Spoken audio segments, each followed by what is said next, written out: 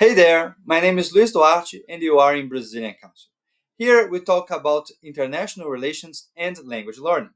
In today's video, we are going to talk about accent, the pronunciation we develop when we are learning another language and we carry evidences from our native language.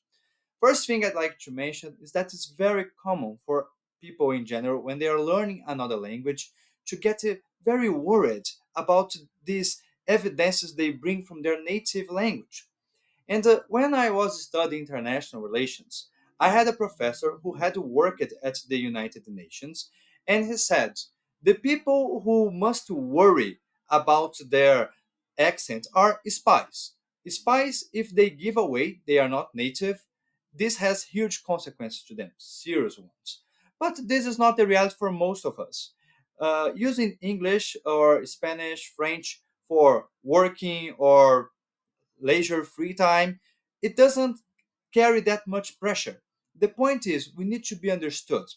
And for that, I'd like to quote Shakira. When she was learning English, once she said that her goal was not to speak without accent, right? We need to remember everybody has an accent. And she said, I don't want to speak as a native. I'm not going to be so concerned about that, but I want to be understood. And carry an accent is something that happens, right? When we are learning English, for example, we can pick an accent to choose, right? The American accent inside the United States, we have the Texan accent, the Midwest, and a few others. When we talk about the British accent, we have the classic one in London, but we also have the Scottish accent, which is very different, the Irish accent, Canadian accent, Australian accent. So all this are different kinds of pronunciation.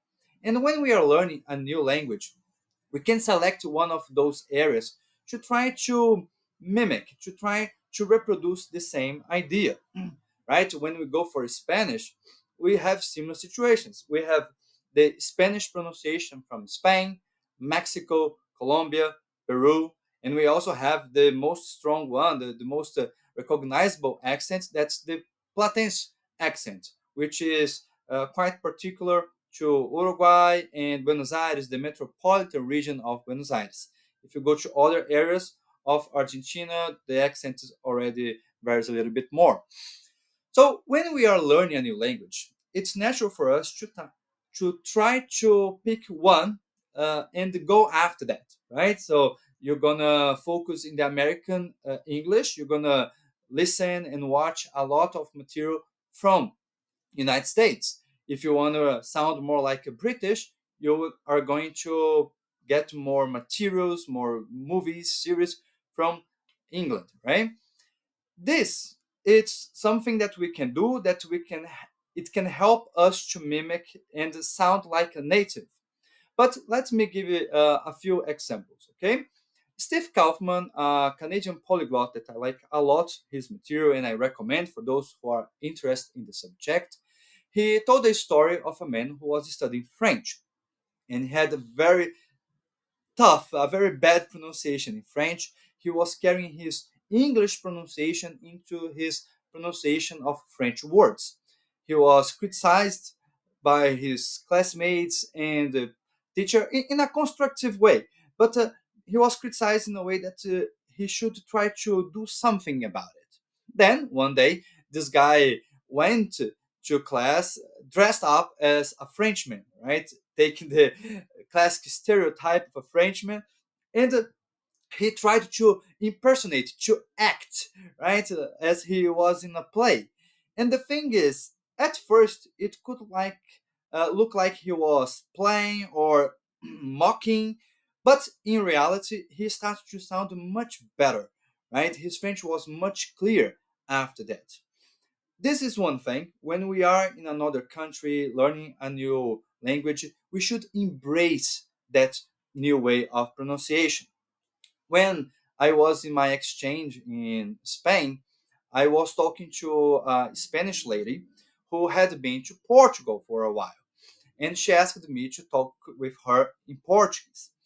Then we chat for 30 minutes, more or less, And she asked for some feedback, and I told her that if I didn't know she was Spanish, I would have thought that she is Portuguese.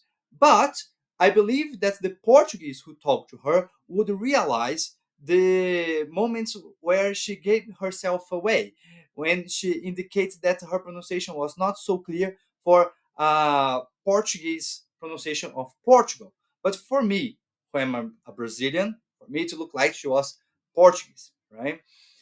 When we take a look over this, our accent, we can look like certain areas, but we are always going to carry some kind of accent. Some people don't believe they have an accent.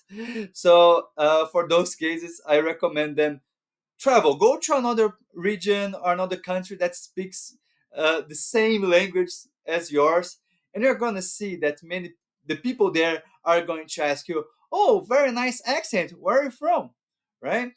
uh, One interesting case is from Karina Fragoso, a Brazilian teacher, and she is from the south of Brazil, and lived, I believe she still lives in São Paulo, and many people recognize that she's not from there.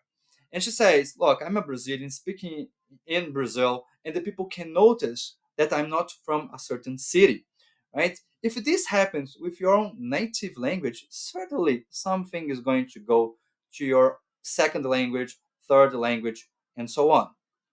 One other aspect, oh, just finishing the quote, Karina likes to say that my accent is my identity. So when we try to embrace the other culture, we try to pronounce more like a native, that's a very nice thing.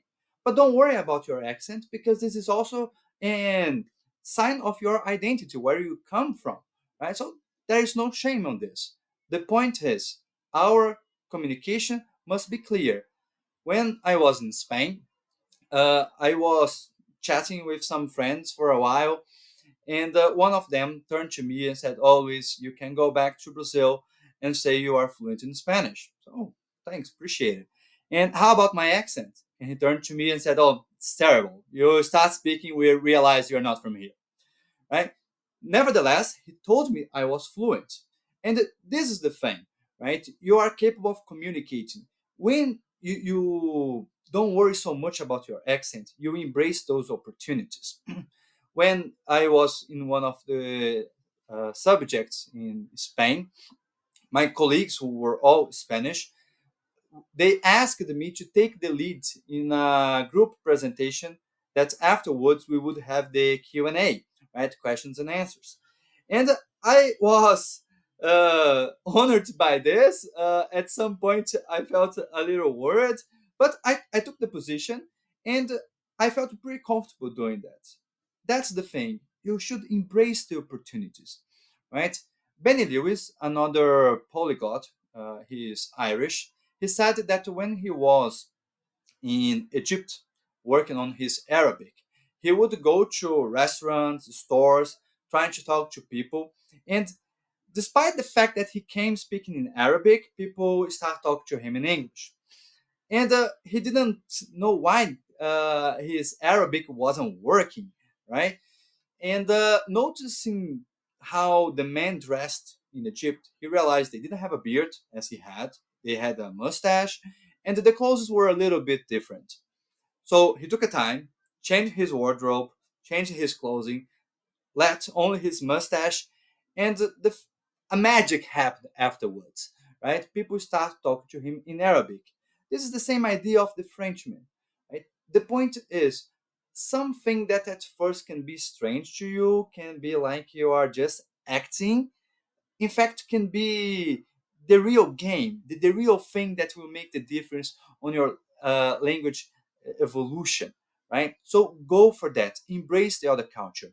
Remember, it doesn't mean that you need to eliminate who you are. It's not this, right? But trying to build a new character, a new personality. Because when we are working with another language, we do think in a different way. We interpret the world in another perspective. So, taking this, fake until you make it. While your pronunciation is not perfect, try, pretend to be native. And you will see that the more you speak, the more you engage, the better will be your pronunciation. One other story that is funny to illustrate this is if you watch MotoGP, you're gonna see that the riders there, most of them from Spain and Italy, have very strong accents. Sometimes can be quite hard to understand what they're saying, but we know that they are fluent. They are talking to engineers, engineers from other countries, from Japan, right? Yamaha, Honda, and they are communicating, right? So when we take this into perspective, our accent doesn't damage so much. But when you are talking to someone and you realize that every time you say some word and the other person doesn't understand what you're saying, that is a red flag. That's something you should pay attention. So if I'm communicating, I'm talking, I'm engaging, but every time I pronounce certain words, the other people don't understand what I mean, that is something I should work on that. So for this, go after dictionaries, online dictionaries. They have speakers there with the pronunciation from certain locations. This is very clear when we're studying English. And it's also possible with others. I will leave in the description here the link of Acapella Group, which is a website that has pronunciation from many different languages. And when you come across something that is damaging your communication, go after that, work on this. I had one teacher once who told me that, told the class, right, that when we are speaking another language, we have to use the muscles of our face in another way, right? We're going to create sounds that we are not used to. So when this happens, it's natural to feel some sort of sore muscles in your face. And then if you are feeling that your muscles are sore here, it means you're in a good way, because then you are using your muscles in a different way that you're used to, and probably closer to what the natives of that other language are doing, right? One other thing is when we speak one language, I strongly recommend listen a lot. Listen the movie series will create more input, which will create some kind of storage on your brain. And when you try to pronounce some words, something inside you will tell you that that's all right, or it looks awkward, so it's weird, you should try to improve that. Another point to conclude this story about accent is it also will vary depending on the age that you're learning a language, right? People on the first years of their lives, the kids are going to develop a pronunciation much closer to native speakers. But as we get older, these things can get harder, right? Once they get harder, don't be ashamed if your pronunciation is a little hard to get by other people. Don't feel ashamed of yourself. Always try to engage. Always take the opportunities and work on that. Right? Understand that you may have some hardships, but don't let this freeze you from your learning process. Embrace the opportunities. Embrace the other culture. Try to find things in the this other language. If you enjoy the sports of those countries, if you enjoy the cuisine or the news of that people, right? Find something that is appealing to you and take that as a motivation, as a carrot for you to pursue in order to keep it creating more opportunities, create an immersion around you. So, therefore, you are capable of improving your accent. And again, don't be ashamed, right? Just go after the opportunities. Take the chances to speak in the other language and have fun.